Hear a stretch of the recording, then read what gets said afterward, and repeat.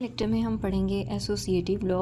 Associative law बिल्कुल ऐसे ही है जैसे मैथमेटिक्स में है आपके पास कि अगर हम पहले ए और बी के ऊपर प्लस ऑपरेटर अप्लाई करें और फिर सी पर करें, या फिर पहले बी और सी पर करें और फिर ए के साथ करें, तो आंसर क्या रहता है, सेम। इसी तरह अगर एंड ऑपरेटर पहले ए और बी पर अप्लाई करें और फिर जो आंसर आए उसका सी के साथ करें, और या फिर हम बी और सी पर ऑपरेटर अप्लाई करें एंड का और फिर ए के साथ करें, ठीक है। एसोसिएटिव लॉ ये बिल्कुल वैसे ही है जैसे मैथमेटिक्स में है। यहाँ पर आपने ये याद रखना है, प्लस का मतलब है और ऑपरेटर और डॉट का क्या मतलब है, एंड ऑपरेटर। इसमें हम ग्रुपिंग चेंज करते हैं, यानी आपको नज़र आ रहा है ए बी सी उसी अरेंजमेंट के साथ है। पहले में हम लेफ़्ट साइड पे हमने ए और बी की ग्रुपिंग कर दी, यानी पहले ए और बी को सॉल्व करना है, और राइट साइड पे हमने किसकी ग्रुपिंग कर दी, बी और सी की, कि पहले हम बी और सी को सॉल्व करेंगे और फिर उसके बाद ए के साथ उसे ऑपरेट करेंगे। तो ये बिल्कुल वैसे ही है जैसे मैथमेटिक्स में है। आगे हमारे पास डिस्ट्रीब्यूटिव लॉ। डिस्ट्रीब्यूट का मतलब क्या होता है, डिवाइड कर देना। तो आप देखें यहाँ पर क्या है, बी प्लस सी, और उसके साथ कौन सा ऑपरेटर अप्लाई हो रहा है, एंड। बिल्कुल मैथ्स में भी इसी तरह से होता है। तो ये जब अप्लाई होगा तो क्या आएगा, A dot B plus A dot सी।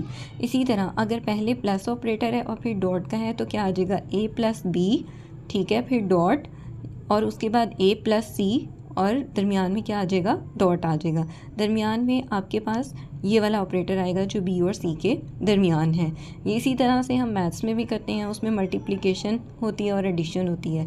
आगे आपके पास अब्जॉर्प्शन लॉ। अच्छा, इसको डिस्ट्रीब्यूटिव लॉ जो है, इसको मैं आपको एक एग्जांपल से भी एक्सप्लेन कर सकती हूँ कि क्या ये ट्रू है या नहीं है।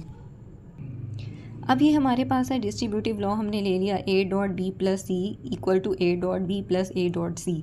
आप इनमें से कोई भी लॉ लेके प्रूव कर सकते हैं। हम जानते हैं कि ए बी और सी बूलियन वेरिएबल हैं। आपने इन तीनों को या तो ज़ीरो वैल्यू दे सकते हैं या वन दे सकते हैं, इनमें से कोई एक दे, यानी या तो ज़ीरो असाइन कर सकते हैं या वन, किसी भी तरीके से कर सकते हैं।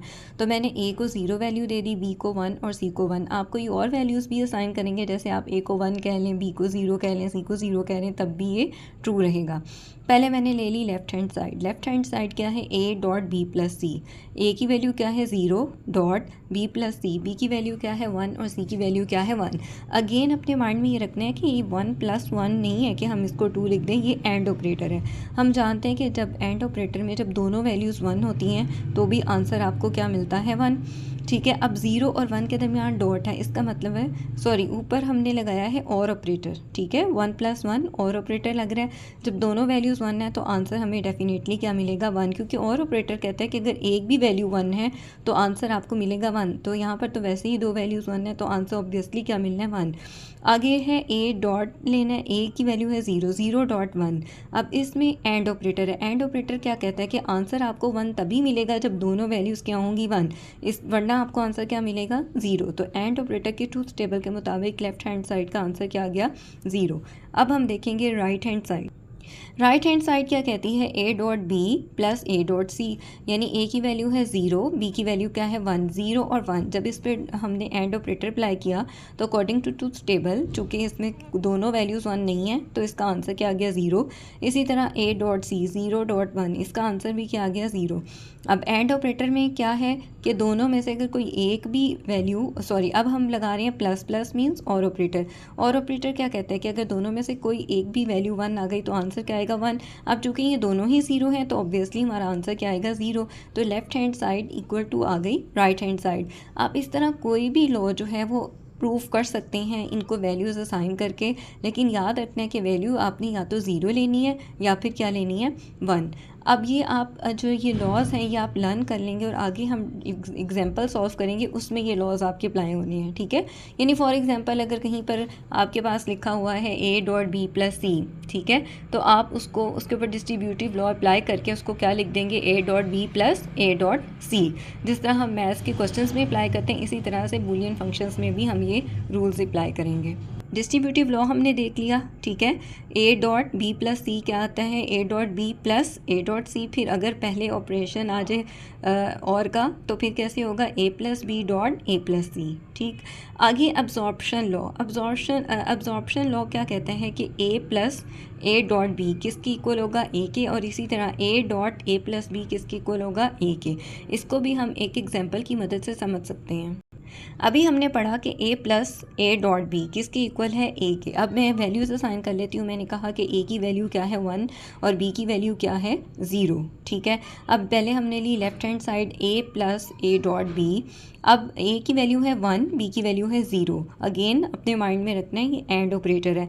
एंड ऑपरेटर में अगर दोनों वैल्यूज़ 1 हो तो ही आपको 1 मिलता है। अब चूँकि इसमें एक 1 है और एक 0 है तो आपको आंसर क्या मिल गया 0।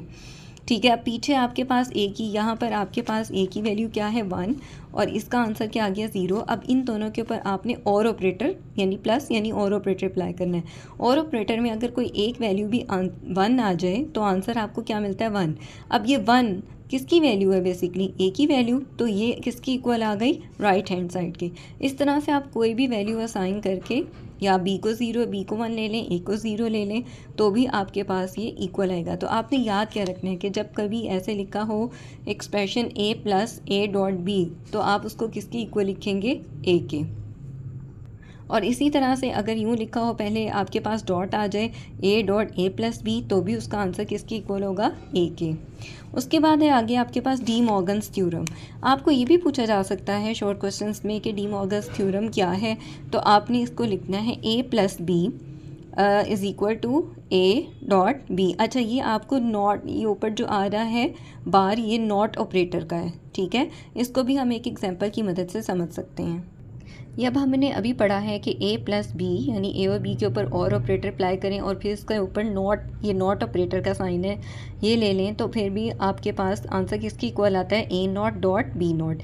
अब इसको हम एक एग्जांपल से प्रूव कर सकते हैं। अगर a की वैल्यू 1 लेते हैं और b की वैल्यू 0 लेते हैं तो 1 प्लस 0 यानी 1 और 0 पे और ऑपरेटर अप्लाई होना है। और ऑपरेटर के मुताबिक अगर एक भी वैल्यू 1 होगी आंसर क्या आएगा 1। आंसर आ गया मेरा 1। अब 1 का हमने क्या लेना है, नॉट ऑपरेटर। नॉट ऑपरेटर क्या कहता है कि जो भी आपकी वैल्यू है इसका रिवर्स कर दो। अब 1 है तो इसका आंसर क्या आ गया 0। फिर हमने लेनी है right hand side. Right hand side क्या कहती है कि a not dot B not. ठीक है, ये हमने लेना है। अब a की वैल्यू है 1 तो उसकी नॉट जब लेंगे उसका रिवर्स क्या आ जाएगा 0 और b की वैल्यू है 0 और उसका रिवर्स क्या आ जाएगा 1।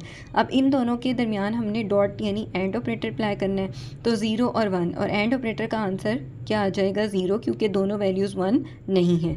तो अब आप देखें कि लेफ्ट हैंड साइड किसकी इक्वल आ गई, राइट हैंड साइड की।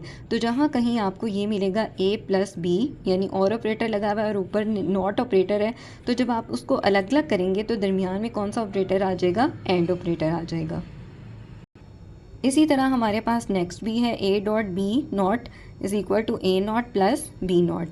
फिर है उसके बाद डबल निगेशन लो, यानी अगर आप पहले a का नॉट लें और फिर दोबारा नॉट लें तो आंसर उसी के इक्वल आ जाएगा। अब इसको सिंपल है ये तो, जैसे फॉर एग्जांपल a की वैल्यू क्या है 1, अब उसका जब नॉट ऑपरेटर अप्लाई करना है तो आंसर क्या आ जाएगा 0 और फिर दोबारा जब नॉट ऑपरेटर अप्लाई करेंगे तो फिर दोबारा क्या आ जाएगा 1। तो एक्चुअल भी a की वैल्यू क्या थी 1। अब ये जो 10 की 10 लॉज हैं ये आपको प्रॉपर्ली याद होने चाहिए। अब जो नेक्स्ट लेक्चर है उसके अंदर हम इनको यूज़ करेंगे एग्जांपल्स के अंदर।